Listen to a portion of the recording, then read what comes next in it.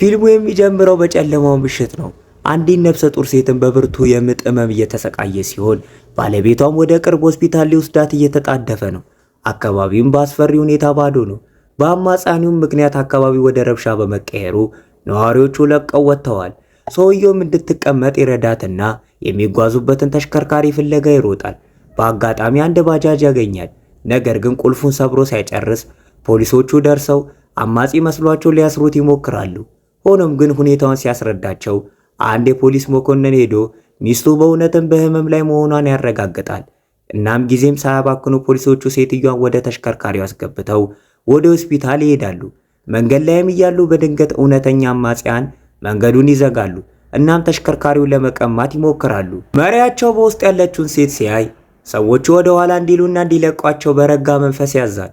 ሰዎቹም ለምን እንደዚህ እንደሆነ ሲጠይቁት መሪው ሴትዮዋ ዝነኛዋ ቦክሰኛ ሜሪ ኮም መሆኗን በለስላሳ ድምፅ ይገልጽላቸዋል።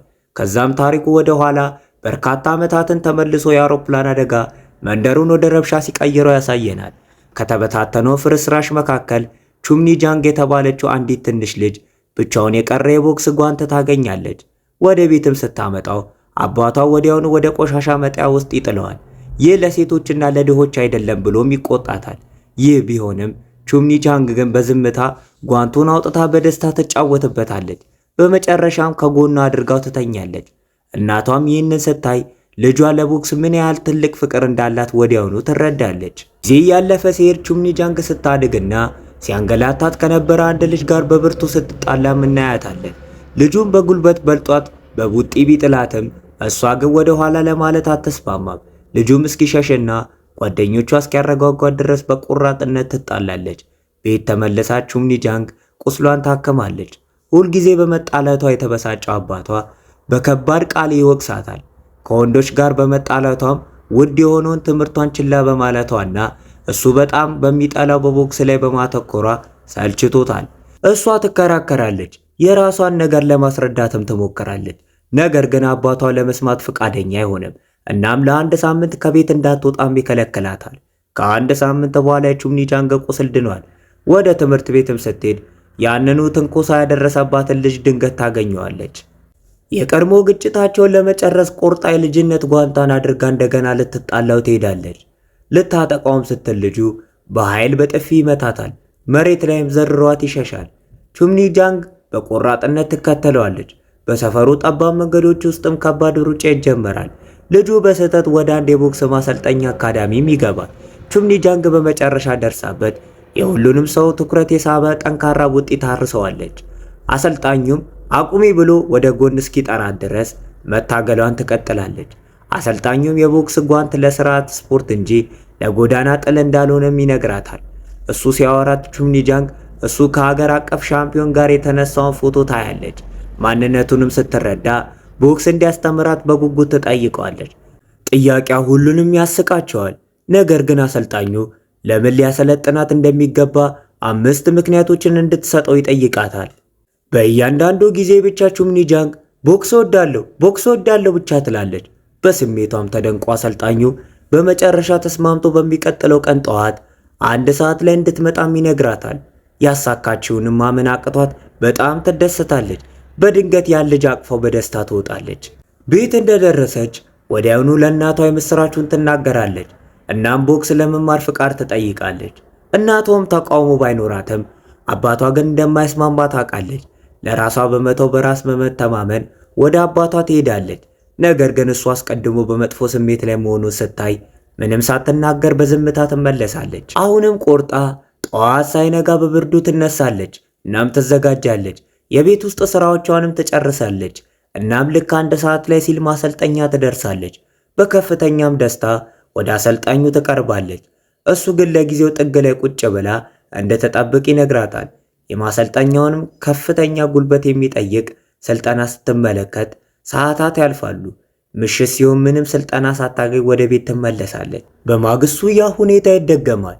በዚያው ጉጉት ትመጣለች። አሁንም ዝም ብላ እንድትቀመጥ ይነገራታል። ምሽት ላይም ያለምንም ስልጠና ትላካለች። ቀናት ወደ ሳምንታት ይቀየራሉ። 10 ቀናትም ካለፉ በኋላም የቹምኒ ጃንግ ስልጠና ገና አልጀመረም። በየቀኑ መምጣቷን የቀጠለችው መሆኑን ያየው አሰልጣኝ በጽናቷ ተደንቆ በመጨረሻው ወደ ሪንግ መድረክ ያስገባታል። አሰልጣኙ የሁሉ ቦክሰኛ ለመሆን ያላትን ቁርጠኝነት ለመፈተን የተደረገ መሆኑን ያምናል። ከዛሬ ጀምሮ ቦክስ ሙሉ ዓላማዋ ጊዜዋና ደስታዋና የህይወቷ እያንዳንዱ ሁኔታ መሆኑን ይነግራታል። በማግስቱ የቹምኒ ጃንግ ስልጠና ይጀምራል። አሰልጣኙም በእያንዳንዱ እርምጃ በግል ይመራታል። ስልጠናው መጀመሪያ ላይ አድካሚ ቢሆንም ቹምኒ ጃንግ በማሰልጠኛውም ሆነ በቤት ውስጥ ያለ እረፍት በመለማመድ ራሷን ሙሉ በሙሉ ትሰጣለች። ከጥቃት እስከ መከላከል አሰልጣኙ እያንዳንዱን እንቅስቃሴ በጥንቃቄ ይመራታል። ብዙም ሳይቆይ በጣም ጎበዝ ከመሆኗ የተነሳ በማሰልጠኛ ያሉትን ምርጥ ተጫዋቾች መብለጥ ትጀምራለች። ከአሰልጣኙም አዲስ ጓንቶችን በሽልማት ታገኛለች። አንድ ምሽት ቹምኒ ጃንግ ወንድሟ ሲያለቅስ ታገኘዋለች። ለምን እንደሆነም ስትጠይቀው አባታቸው ዕዳ ለመክፈል ሲሉ ቤተሰቡ የሚወዳትን ላም ለመያዣነት እንደሰጡ ይነግራታል። ይህንን ስትሰማ ላሟን እንደምታስመልስ ቃል ትገባለች። ስልጠና ላይም እያለች አንዳንድ ልጆች ስለ ጎዳና ላይ ጥል ሲያወሩ ትሰማለች። ወዲያውኑ ሎካ የተባለ ታጋይ የበላይነትን ወደ ያዘበት ህገወጥ የውጊያ ቦታም ትሄዳለች። ማንም ሊገጥመው አልደፈረም ነበር። ቹምኒ ጃንግ ወደ መድረኩ ስትገባ ሁሉም ሴት በማየታቸው ይገረማሉ። አልፎም ተርፎም ይሳለቁባታል። ሳትናደድ ሎካንን ትገዳደረዋለች። እሱም በየ15 ሰከንዱ ራሷን መከላከል ከቻለች $4 እንደሚሰጣት ውል ያስቀምጥለታል። ውድድሩ ይጀመራል። ቹምኒ ጃንግ የጭንቀት ስሜት ይሰማታል። ሎካንን ፊት ለፊት ትጋጠመዋለች። መጀመሪያ ላይ ጥቃቶቹን በብቃት ትከላከላለች። ነገር ግን በመጨረሻ ላይ አንድ ጠንካራ ቡጢ መሬት ላይ ይጥላታል።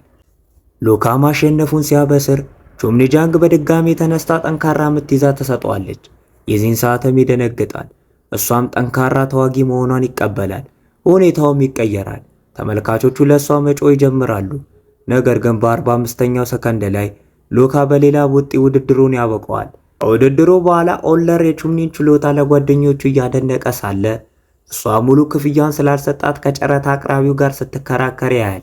ኦለር ጣልቃ ሲገባ ግለሰቡ ወዲያውኑ ሙሉ ገንዘቡን ይሰጣታል። ይህም ቹምኒን ያስደንቃታል። ኦለር በውጊያ ችሎታዋ ብቻ ሳይሆን ሴት ሆና ቦክስን በመከተሏ በድፍረቷ ይደነቃል። እሱም ደግ ሰው መሆኑን ስላሰበች ትስማማለች። በመንገድ ላይም ደስ የሚል ወሬ ያወራሉ። ኦለር የእግር ኳስ አሰልጣኝ መሆኑንም ትረዳለች። በማግስቱ ቹምኒ ላሟን መልሳ ወደ ማሰልጠኛ ትሄዳለች። እዛም ለክልል ሻምፒዮን የተመረጡ ተጫዋቾች ዝርዝር መውጣቱን ትሰማለች። ሊስቱንም ለማየት ትሮጣለች። ነገር ግን ስሟ የለም። ደስታዋም ይጠፋል። ነገር ግን አሰልጣኙ መጥቶ እንደገና እንድታይም ይነግራታል። በዚህ ጊዜ ስሟ በዝርዝሩ ላይ ሜሪኮም ተብሎ ተጽፎ ታገኛለች። ይህ በአሰልጣኙ የተሰጣት አዲስና ጠንካራ ስም ሲሆን በጣም ትደሰታለች። ከአንድ ሳምንት በኋላ የክልሉ ሻምፒዮን ይጀመራል። አሰልጣኙም የመጨረሻ መመሪያዎችን እየሰጠ ሳለ የፌዴሬሽኑ ስራ አስኪያጅ ሻርማ ቀጣዩ ውድድር ያውጃል። ትዕቢተኛው ሻርማ ለተጫዋቾች መጠጥና ምግብ ለማቅረብ እምቢ ሲል አሰልጣኙ ራሱ ይገዛላቸዋል። የመጀመሪያውን ዙር ይጀመራል። ሜሪ ገና ከመጀመሪያው የበላይነቱን ትይዛለች። ጓደኞቿና ኦለር ሲደግፏት የመጀመሪያውን ዙር በቀላሉ ታሸንፋለች። በሁለተኛው ዙር ሜሪ እንደገና ተጋጣሚዋ ትበረታባታለች። በመጨረሻም በጠንካራ ቡጢ በቴክኒክ በመጣል የክልሉን ሻምፒዮን ታሸንፋለች። ይህ ለሜሪ ለአሰልጣኟና ለመላው መንደሯ ትልቅ ኩራት ነው። በአንድ ሻይ ቤት ውስጥ ያሉ ሰዎች ዜናውን እያነበቡ ሴት ልጃቸውን ቦክስ እንዲማሩ የሚፈቅዱ ወላጆች ኃላፊነት የጎደላቸው ናቸው በማለት በከባድ ቃላት ይተቻሉ። ከመካከላቸውም አንዱ ፎቶን ሲያደርቁ ይቀራል። የገዛ ልጁ ቹምኒ ጃንግ ናት። በቁጣ ወደ ቤት ገብቶ ሳትነግረው በመወዳደሯም ይወቅሳታል። በእሷ ግትርነት ሰልችቶት እኔ ወይም ቦክስን ምረጭ ይላታል። ቹምኒ ታላቅ ቦክሰኛ ሆና የቤተሰቡን የገንዘብ ችግር መፍታት እንደምትችል ብትማጸነውም እሱ አልተስማማም። ምርጫ ሲያጣባት ሳይወድ በግድ ቦክስን ትመርጣለች። ይህ ውሳኔ አባቷን ይሰብረዋል። ከቤተሰቧ ተለይታ ሜሪ ራሷን ለስልጠና ትሰጣለች። በዓመታት ውስጥ በትላልቅ ውድድሮች በመካፈል የሀገር አቀፍ ሻምፒዮን 3 ጊዜ በማሸነፍ የመጀመሪያ ሴት ትሆናለች። 2 ዓመታት በዚህ ሁኔታ ያልፋሉ። አሁን ትኩረቷ በኤስያ ሻምፒዮን ላይ ነው። ነገር ግን ፓስፖርቷን ስለምታጣ መካፈል እንደማትችል ትረዳለች። ቡድን አጋሮቿን በዚህ ይሳለቁባታል። በንዴትም ወደ ካምፑ ትገባለች። ስትወጣ ግን ፀጉሯን ሙሉ በሙሉ ተላጭታለች። ይህም ሁኔታ ሁሉንም ያስደነግጣል። ከ2 ዓመት በኋላ ወደ ቤት ትመለሳለች። ለወንድሞቿም ስጦታ ስትሰጥ እናቷ ፀጉሯን በመላጨቷ በቁጣ ትቀበላታለች።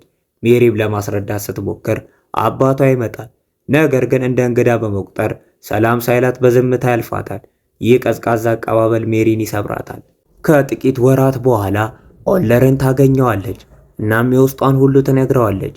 እሱም ያለፈውን ውድቀት ትታ በሚቀጥለው የዓለም ሻምፒዮና ላይ እንድታተኩር ያበረታታታል። ሁለቱም ይቀራረባሉ። ሜሪም ለውድድር ስትሄድ ኦለር አየር ማረፊያ ላይ ያደርሳታል። በቱርክ የሚካሄደውን ሻምፒዮና ይጀምራል። ሜሪ እስከ ፍጻሜውም ትደርሳለች። በመንደሯ ሁሉም ሰው ፍጻሜውን ለማየት በቴሌቪዥን ፊት ይሰበሰባሉ። እናቷም አባቷ እንዲቀላቀላቸው ብትጠይቀውም እሱ ፊቷን ማየት አልፈልግም ብሎ እምቢ ይላል። ውድድሩ ሲጀምር ሜሪ እንደተለመደው የበላይነቱን ትይዛለች። አባቷ ግን በዝምታ ሆኖ በሬዲዮ አስተያየቱን በጥሞና ያዳምጣል። በመንደሬውና በእናቷ ድጋፍ የመጀመሪያውን ዙር በቀላሉ ታሸንፋለች። በሁለተኛው ዙር ግን ተጋጣሚዋ የበላይነቱን ትይዛለች። ሜሪም የምትሸነፍ ይመስላል። ልክ በዚህ ጊዜ አባቷ በሙሉ ጉልበቱ ወደ ተመልካቾቹ በመቀላቀል ሜሪን መደገፍና ማበረታታት ይጀምራል። አባቷ ድጋፍ ተነሳስታ ሜሪ ወደ ቀድሞ ጥንካሬዋ ትመለሳለች። ተከታታይ ጥቃቶችንም በመሰንዘር ተጋጣሚዋን በመጣል ታሸንፋለች። ሜሪ የዓለም የቦክስ ሻምፒዮንን ያሸነፈች የመጀመሪያው ህንዳዊት ሴት ትሆናለች። መንደሩን በደስታ ይሞላል። ከሁሉም በላይ አስፈላጊው አባቷ ሜሪ የወርቅ ሜዳሊያ ስትቀበል በኩራት ይመለከታታል። ተሳስቶም እንደነበረ ተረድቶ በስሜቱ ይነካል። ይህንም ያለቅሳል። ከጥቂት ቀናት በኋላ ሜሪ ወደ መንደሯ ትመለሳለች። ትልቅ አቀባበልም ይደረግላታል። አባቷም በኩራት ከሩቅ ሆኖ ይመለከታታል። ሜሪ ወደ እሱ ቀርባ የእጅ ሰዓት በስጦታ ትሰጠዋለች። እጁ ላይም ስታስርለት አባቷ በእሷ እንደሚኮራም ይነግራታል። ይቅርታም ይጠይቃታል። ሜሪ ምንም ሳትናገር አቅፋው አብረው ይጨፍራሉ። በኋላ ላይ አንዲት ጋዜጠኛ ቃለ መጠይቅ ታደርግላታለች። ሜሪ ለመንደሯ ኩራት መሆኗንና ለብዙ ሴቶች አርአያ መሆኗን ትናገራለች። በህንድ ለምን ጥቂት ሰዎች ስፖርትን ይመርጣሉ ተብላ ስትጠየቅ ሜሪ ፌዴሬሽኑ ሻምፒዮኖችን ችላ ስለሚል ተገቢውን ምግብ ስለማያቀርብና ከችሎታ ይልቅ ጉቦ ስለሚመርጥ መሆኑን ትገልጻለች። በማግስቱ የፌዴሬሽኑ ኃላፊ ሻርማ በቃለ መጠየቁ ምክንያት ይቆጣታል። ሻምፒዮን የሆነችውን በፌዴሬሽኑ ምክንያት መሆኑንም ይነግራታል። በፈለገው ጊዜ ሊያባረራትም እንደሚችል ያስጠነቅቃታል። ሜሪ ምንም ሳትናገር ትታው ትሄዳለች። በዛው ምሽት ሜሪና ኦለር ምግብ እየበሉ ሳለ ሜሪ እናቷ እንድታገባ እየጨቀጨቀቻት መሆኑን ትነግረዋለች። ኦለርም ወዲያውኑ የጋብቻ ጥያቄ ያቀርብላታል። ሜሪም ደንግጣ ትመለከተዋለች። እሱም በጥሩ ሁኔታ እንደሚንከባከባትና ካገባችም በኋላ ቦክስን መቀጠል እንደምትችል ቃል ይገባላታል። በ2006 የዓለም የሴቶች ሻምፒዮና ላይ ሜሪ እንደገና ፍጻሜ ደርሳ ከጀርመኗ ሳሻ ጋር ትጋጠማለች። የአሰልጣኟን ምርቃት ተቀብላ ወደ መድረኩ ትገባለች። ውድድሩም በጣም ከባድ ነው። ሜሪ በኦለር ጥያቄ ምክንያት ትኩረቷ ቢከፋፈልም በመጀመሪያው ዙር በጥቂት ነጥብ ትመራለች። በእረፍት ጊዜ አሰልጣኙ ትኩረት በማጣቷ ይቆጣታል። በሁለተኛ ዙር ሳሻ እንደ ተኩላ ታጠቃታለች። ነገር ግን ሜሪ በጠንካራ ምት መሬት ላይ ትጥላታለች። ከሶስተኛው ዙር በፊት ሜሪ ኦለርን ታየዋለች። ሜሪም በብላት በመጫወት ነጥብ ተሰበስባለች። በመጨረሻ ሜሪ ትልቅ ድል ተቀናጅታ የ3 ጊዜ ተከታታይ ሻምፒዮን ትሆናለች። በደስታም ወደ ኦለር ሄዳ ለጥያቄው እሺ ትላለች። አሰልጣኙም በስራዋ ጫፍ ላይ እያለች ለማግባት መወሰኗን በጥብቅ ይቃወማል። ትዳር ቦክስን እንድታቆም ያደርጋታል ብሎ ያምናል። ሜሪ ግን አልሰማችውም። አሰልጣኙም ተስፋ ቆርጦ ይሄዳል። በማግስቱ የሰርግ ጥሪ ይዘው ቤቱ ቢሄዱም በሩን ይዘጋባቸዋል። ሜሪና ኦለር በቤተ ክርስቲያን ይጋባሉ። አሰልጣኙም ከሩቅ ሆኖ ይመለከታል እንጂ አልተካፈለም ነበር። ሜሪና ኦለር ደስተኛ ህይወት ይመራሉ። ከጥቂት ወራት በኋላ ሜሪ መጸነሷን ታውቃለች። ኦለር ቢደሰትም ሜሪ ግን ትክክለኛው ጊዜ እንዳልሆነ በማሰብ ብዙም አልተደሰተችም። አንድ ቀን የቦክስ ውድድር በቴሌቪዥን ስታይ ሜሪ ታዝናለች። በእርግዝናዋም ምክንያት ስራዋ እንዳበቃ በማሰብ ከኦለር ጋር ትጣላለች። ነገር ግን በኋላ ይቅርታ ተጠይቋለች። ሜሪም ለቤተሰብ ፎቶ ቦታ ለመልቀቅ ሜዳሊያዎቿን ታነሳለች። ከወራት በኋላ መንታ ሴት ልጆችን ትወልዳለች። ሜሪም ልጆቿን ለማሳደግ ስራዋን ትታለች። አንድ ቀን ለገጠራት የሥራ ማመልከቻ ደብዳቤ ደርሳታል። ለስራዋም ስትሄድ የተሰጣት የፖሊስ ተራ ወታደር ቦታ መሆኑን ስታይ ትቆጣለች። 3 ጊዜ የዓለም ሻምፒዮን ሆና እንዲህ ያለ ቦታ መሰጠቷም ያናደዳታል። ኃላፊውም ቦታውን ለማሻሻል ጉቦ ሲጠይቃት ሜሪ ስርዓቱን ትቃወማለች። በመንገድ ላይ ሜሪ እንደ ጀግና የሚያያት መንገደኛ ያጋጥማቸዋል። ይህ ኦለርን ያነሳሳዋል። ሜሪም ወደ ቦክስ እንድትመለስም ይገፋፋታል። ሜሪም በኃላፊነትና በጤና ምክንያት የማይቻል መሆኑን ብትናገርም ኦለር ልጆቹንና ቤቱን እሱ እንደሚችል ቃል ገብቶ ያበረታታታል። በማግስቱ ሜሪ ስልጠና ትጀምራለች። ጉልበቷ ቢቀንስም ኦለር ሁሉንም ነገር እየረዳት ትቀጥላለች። እውነተኛ ለውጥም የሚመጣው በማሰልጠኛ መሆኑን ቢያውቁም ሜሪ አሰልጣኟን ለመጋፈጥ ትፈራለች። በመጨረሻም ላይ ወደ ማሰልጠኛው ስትሄድ ሁሉም በደስታ ይቀበላታል። ነገር ግን አሰልጣኙ እንደማያውቃት ሆኖ በንዴት ችላ ይላታል። ሳታቋርጥ ስልጠና ትጀምራለች። አሰልጣኙ በንዴት ውስጥ ቢሆንም በቅርብ ይከታተላታል። ጥንካሬዋም እንደቀነሰ ያስተውላል። አንድ ቀን ልጇ ታማ ስልጠናውን አቁማ ትንከባከባታለች። ልጇ ከዳነችም በኋላ ወደ ሀገር አቀፍ ውድድር ትመለሳለች። በውድድሩ ላይ ሜሪ ብልጫ ቢኖራትም ሻርማና ዳኞቹ ተጋጣሚውን አሸናፊ ያደርጋሉ። ሜሪም በፍትህ እጦት ምክንያት ተቆጥታ ረብሻ ትፈጥራለች። ሻርማ ሜሪ አብዳለች በማለት ከስፖርቱ በቋሚነት እንድትታገድ ያደርጋል። ኦለር ይቅርታ እንድትጠይቅም ቢመክራትም መጀመሪያ እምቢ ትላለች። በመጨረሻም በድጋሚ ሻምፒዮን ለመሆን ይቅርታውን ለሻርማ ትሰጣለች። እሱም የተሸነፈችውን ለማየት በማሰብ ይቀበላታል። ሜሪ ከልጆቿ ጋር ወደ አሰልጣኙ ቤት ትሄዳለች። ስህተቷንም አምና እንዲያሰለጥናት ትለምነዋለች። እሱም ተስማምቶ ጠንካራ ስልጠና ይጀምራሉ።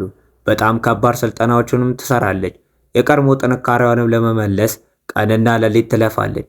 ለ2008 የዓለም ሻምፒዮና ወደ ቻይና ትሄዳለች። የመጀመሪያው ውድድር ታሸንፋለች።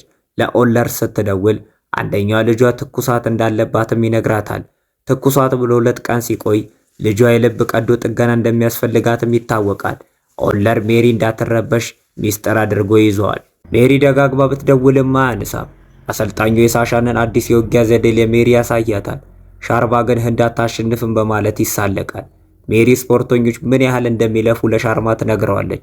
እሱ ግን ሊያገዳት ሲል ሌሎች ሴት ቦክሰኞች ይከላከሉላታል። ከውድድሩ በፊት ኦለር ይደውልላታል። የልጇን የልብ ቀዶ ጥገና ጉዳይ ይነግራታል። ሜሪም በድንጋጤና በሐዘን ትሰበራለች። ውድድሩ ሲጀምር ሜሪ እያለቀሰች ትገባለች። የልጇ ቀዶ ጥገናን በዚያው ሰዓት ይጀምራል። ሜሪም በሐዘን ተውጣ ምንም ሳትመክት የሳሻንን ጥቃት ታስተናግዳለች። ሁለተኛው ዙርም በተመሳሳይ ሜሪ ስትደበደብ ያልፋል። ሁሉም ተስፋ ይቆርጣሉ። በሶስተኛው ዙር ሜሪ በከባድ ቡጢ ትወድቃለች። ዳኛውን መቁጠር ሲጀምር ሜሪ ስለ ልጇ ታስባለች። ልክ በዚያው ቅጽበት የልጇ ቀዶ ጥገና ይሳካል። ልጇም ትንፋሽ ስትጀምር ሜሪ በአዲስ ጉልበት ትነሳለች። እንደ አውሬ ሆና ሳሻንን ማጥቃት ትጀምራለች። መላው ስታዲየም ስሟን ይጠራል። ሻርማ እንኳን ሳይቀር ያበረታታታል። ሜሪም በማያቋርጥ ጥቃት ሳሻንን ጥላ ታሸንፋታለች። ሜሪም ለ4ኛ ጊዜ የዓለም ሻምፒዮን ትሆናለች። የልጇም ቀዶ ጥገና መሳካቱንም ትሰማለች። የህንድ ብሔራዊ መዝሙርም ሲዘመር ሜሪ በደስታና በኩራት ሜዳሊያዋን ትቀበላለች። ፊልሙም በእውነተኛ ሜሪ ኮም ፎቶ ይጠናቀቃል። አሁን ቆይ ምንድነው? ኧረ በእናታችሁ ሰብስክራይብ አድርጉ። ምንድነው ችግራችሁ? ምንድነው? ቆይ ምንድነው? እንደዚህ አይነት የሚባል ነገር የለም። ሰብስክራይብ ሳታርግ እንዳትወጣ እንዳትወጣ በቃ ኡፍ። ለማንኛውም ሰብስክራይብ ማድረግ እንዳይረሳ። ሁልጊዜ እንደምላችሁ ወዳችኋለሁ ልበላችሁ።